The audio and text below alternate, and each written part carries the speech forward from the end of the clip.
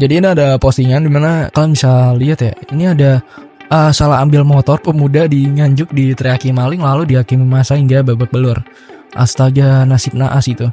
Jadi dia mau ngambil motor di parkiran. Gue pernah anjir kayak gini. Jadi misal motornya sama ya, sejuta umat gitu ya. Jadi emang sama dan cuman ya akhirnya gue, wih bukan ya kayaknya aja. Jadi emang serba salah juga ya ketika hal kayak gini nih. Maksudnya kasihan loh si abangnya gitu, sampai dipukulin cuy gara-gara salah ngambil motor gitu. Siapa yang teriak nih pertama nih? Ini Bang Keladi sama itu abang-abang yang main pukul aja gitu ya, tanpa tahu gitu. Karena emang kayak nih orang-orang yang mukulin gitu kayak banyak masalah gitu di rumahnya, ngerti gak sih? Maksud gue kayak enteng banget mukul, sabar dulu, sabarnya ya.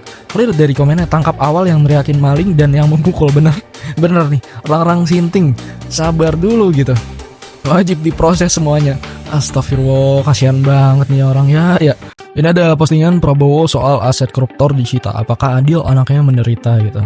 Astaga. Gimana nanti kalau koruptor asetnya disita gitu, nanti anaknya menderita gitu. Oh gitu ya Pak ya. Kalau dilihat dari komenannya gitu ya, 11/100 nyata banget ucap Anies, bener 11/100. Oh jadi Pak Anies ya yang bilang ini kan yang kalian pilih. Macan Asia, macan lansia. Udah muak tiap dia pidato selalu teriak rakyat. Kasihan mana rakyat disebut doang tapi nggak dipikirin nasibnya. Gimana kalau menurut pendapat kalian semua gitu dengan hal yang seperti ini gitu? Dimana ya balik lagi gitu, koruptor nih bukan mengsengsarakan 1-2 orang tapi banyak rakyat Kak. Banyak rakyat Pak, bisa dibilang ya. Itu rakyat juga punya anak. Apakah Bapak juga kasihan sama anak-anak mereka gitu? Jadi ini ada postingan di mana pembunuh begal jadi tersangka. Wartawan bertanya bagaimana sikap masyarakat jika bertemu seorang begal gitu. Yang ketemu begal di jalan seperti kronologi tadi, agar mereka tidak membunuhnya itu bagaimana? Buatan main hakim sendiri kan dilarang, karena itu juga melakukan suatu tindak pidana.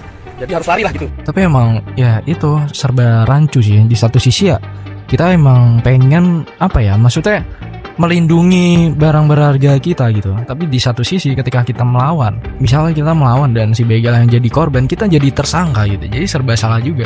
Tapi begal tuh juga sadis bro, bukannya ngambil motor nih.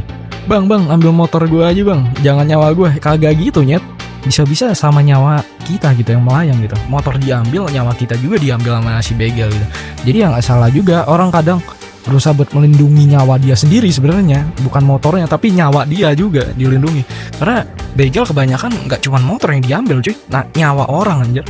Jadi gimana kalau menurut lo pada gitu? Dan kalau kita lihat dari komenannya, dalam Islam membela harta hukumnya wajib. Anjir. Iya gimana ya itu tadi, melindungi harta kita kan, cuman ya nyawa sih emang kita melindungi nyawa Pak, bukannya apa gitu. Karena emang sadis-sadis nih begal emang. Terakhir ini Pak Waka, tips bagi masyarakat yang ketemu begal di jalan seperti kronologi tadi, agar mereka tidak membunuhnya itu bagaimana? Agar mereka tidak jadi korban. Karena di negara kita melakukan perbuatan main hakim sendiri kan dilarang, karena itu juga melakukan suatu tindak pidana. Jadi harus lari lah gitu, tinggalkan motor. Jadi paling tidak kalau keluar malam jangan sendirian, berteman. Ya, apabila mau menuju jalan-jalan yang tahu jalan-jalan itu sepi atau tidak berteman, ya, jangan sendiri dan jangan bawa barang-barang. Dan jangan sampai membunuh begal gitu.